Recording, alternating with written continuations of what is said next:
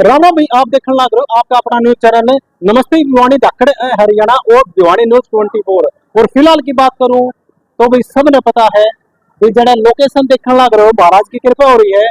कड़े मैं खड़ा हूं भाई हनुमान जोड़ी राम मंदिर हनुमान डाणी जो थोड़ा सा अंदर जाके पड़ा है। और वे फिलहाल पीछे देखने लग रहे हो कि बैनर दिखा दे पर कैमरामैन से कहूंगा विश्व शिक्षक दिवस के उपलक्ष्य में 11 राज्य के जो अनुभवी शिक्षक थे वो उनकी सम्मान दिया है भाई। और फिर फिलहाल हमारे साथ सैनी साहब मौजूद हैं उनसे बातचीत करेंगे। इनके कई जो संस्थाएं वो चलती हैं जैसे नशा मुक्ति के अभियान के तहत भी ये संस्थाएं चलाते हैं। ऐसे ऐसे जो कार्यक्रम ये सैनी साहब हमेशा करते रहते हैं। आज 11 राज्यों से अलग अलग जैसे राज्यों से यहाँ पर शिक्षक पहुंचे हैं उनको आदर सम्मान दिया गया है। बातचीत करेंगे। नमस्कार जी। मैं रमेश सैनी अध्यक्ष महात्मा ज्योतिबा फुले धर्मा ट्रस्ट। देखिए मैं आपके चैनल के माध्यम से एक संदेश भी देना चाहूँगा कि पिछले 25 सालों से हमारे बाल योगी महेंद्र चंद्र दास जी महाराज के सानिध्य में उनकी प्रेरणा से और हम ये छोटे छोटे कार्यक्रमों की शुरुआत की थी। जो 5 शिक्षकों को सम्मानित किया, 10 को किया, स्कूलों में जा के हम ये प्रोग्राम करते थे। आज बालाजी का आशीर्वाद और सभी शिक्षकों का जो अनुभव शिक्षक थे उनका सहयोग, उनका मार्गदर्शन, उनके आशीर्वाद से और इस बार हमारा ये 25वां कार्यक्रम रहा। और हमारे साल में 4 कार्यक्रम होते हैं। 3 सितंबर को माता सावित्रीबाई फुले अवार्ड निकालते हैं हम, जिसमें 51 शिक्षकों को, जो हमारी महिला शिक्षक है, जो हमारे भारत की प्रथम शिक्षिका हुई थी, उनके नाम से सम्मानित करते हैं। उसी प्रकार 5 सितंबर को डॉक्टर सर्वपल्ली राधाकृष्णन जी के नाम से अवार्ड निकालते हैं। इसमें भी हम इस बार 103 शिक्षकों को, जो कि 6 राज्यों के शिक्षक थे, उनको सम्मानित किया। 14 सितंबर को राष्ट्रभाषा हिंदी दिवस कार्यक्रम रहता है हमारा, जिसमें इस बार हमने 83 हिंदी के जो अध्यापक थे उनको सम्मानित किया। उसी कड़ी में इस बार 5 अक्टूबर को जो अंतर्राष्ट्रीय शिक्षक दिवस है, तो उसके उपलक्ष्य में हमने आज यहाँ पर 61 शिक्षकों को सम्मानित किया, जो 11 राज्यों से आए हुए थे।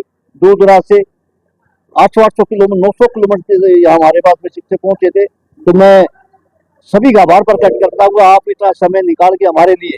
और वो शिक्षक जो शिक्षा के साथ साथ नशा मुक्त भारत अभियान और स्वच्छता अभियान और जल संरक्षण और पौधारोपण और ब्लड डोनेशन और साथ में रोड सेफ्टी का जो हम कार्यक्रम लेके चलते हैं, तो इन शिक्षकों के माध्यम से ही ये कार्यक्रम हमारे सफल हो पाते हैं।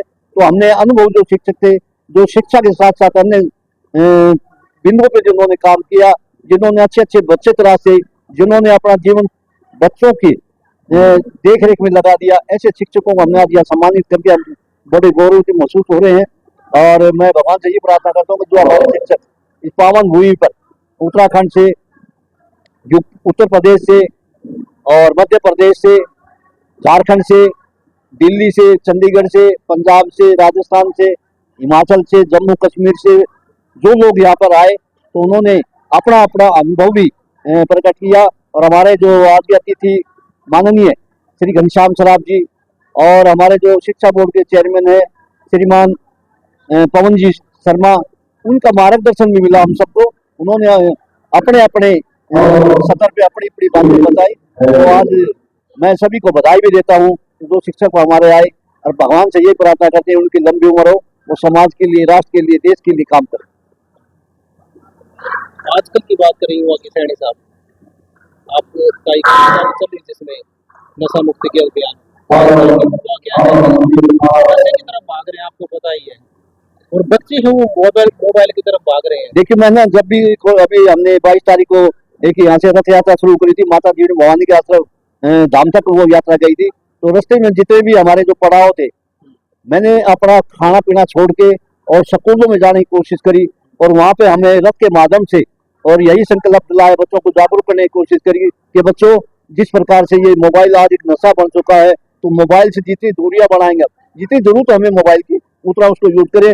और कई तो बच्चे ऐसे भी होते हैं 24 घंटे ही मोबाइल के चक्कर में पड़े रहते हैं, तो उनको बड़े हमने विस्तार से बताने की कोशिश करी, जागरूक करने की कोशिश करी। इसी प्रकार से जो बच्चा नशे की दलदल में जा रहा है, तो हमने हर प्रोग्राम में, हर माध्यम से कोशिश करते हैं हम आके हमारे जो बड़े सीनियर नेता हैं, हमारे जो मंत्री हैं, विधायक है, माननीय धर्मवीर सिंह जी है, उनके मार्गदर्शन में, घनश्याम जी के मार्गदर्शन में, माननीय श्री नायब जी सैनी के नेतृत्व में हमने जो ये रथ यात्रा आज से 1 साल पहले शुरू की थी। वैसे तो हमने 9 साल पहले माननीय जो पूर्व में हमारे जो मुख्यमंत्री रहे थे श्री मनोहर लाल जी खट्टर, उनके जन्म दिवस पर महेंद्र चरण लाल जी के आशीर्वाद से हमने ये रथ यात्रा शुरू करी थी और आज भी हमारा रथ का पहिया रुकता नहीं है। इसी प्रकार से हम कहीं भी जाते हैं, स्कूलों में जाते हैं, कॉलेजों में जाते हैं, ITI कॉलेज में जाते हैं, तो हम बच्चों को यही संदेश देते हैं कि आप नशे जैसी बीमारी से दूर रहें और नशे जैसी बीमारी से बचे, मोबाइल से जितना हो सके बचे, अपने राष्ट्र के लिए काम करें, अपने समाज के लिए काम करें, अपने देश के लिए काम करें।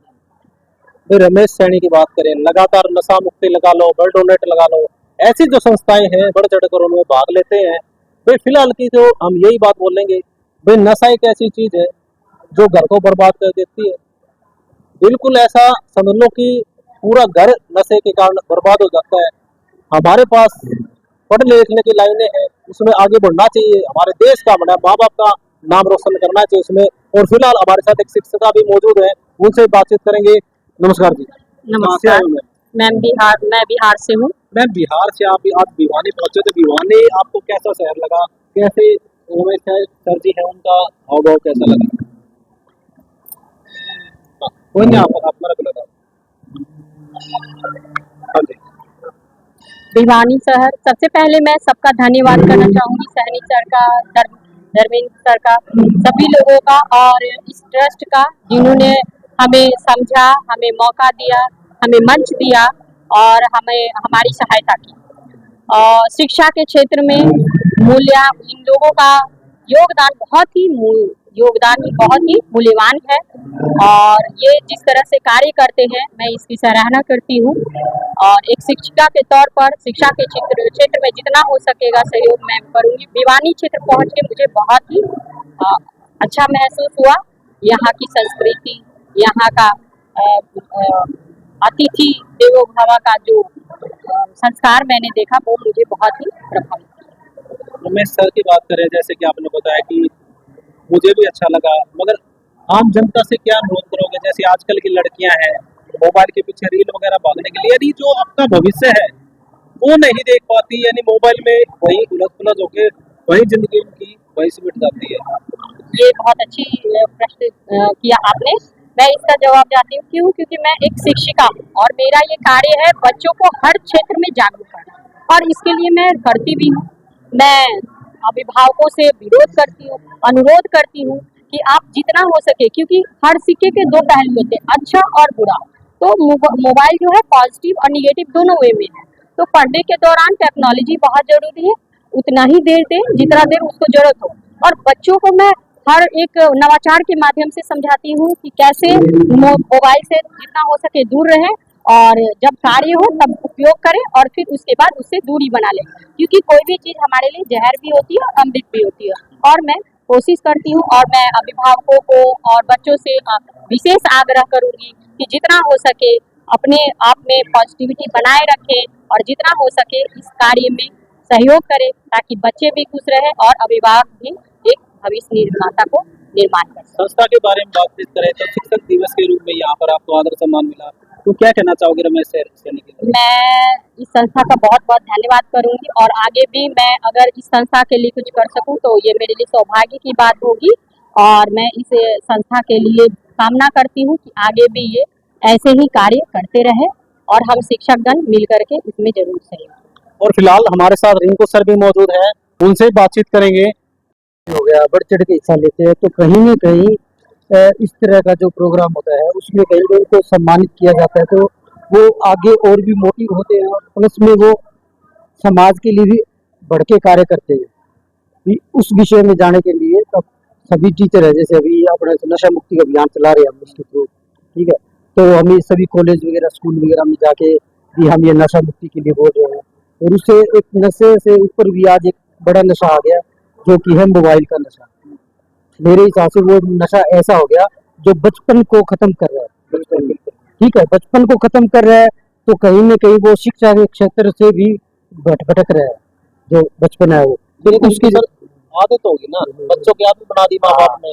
अभी माँ बाप बच्चों को रोने लग जाता है, मोबाइल नहीं देता, उनकी मजबूरी होगी माँ बाप की। देखो मजबूरी का मैं बता देता हूँ। देखो मजबूरी क्या होगी, अब देखो जैसे भी तो मान हस्बैंड काम पे चला गया, मदर है, मदर को और भी काम करना है, तो वो क्या करती हैं, ले बेटा मोबाइल, और तो मोबाइल देख और मैं अपने काम कर लेती हूँ। तो नहीं, ऐसा नहीं होना चाहिए। उसको खिलौने या कुछ और किसी भी प्रकार से उनको कहीं न कहीं फिजिकल एक्टिविटी में करवाओ, उसको खुद भी करो।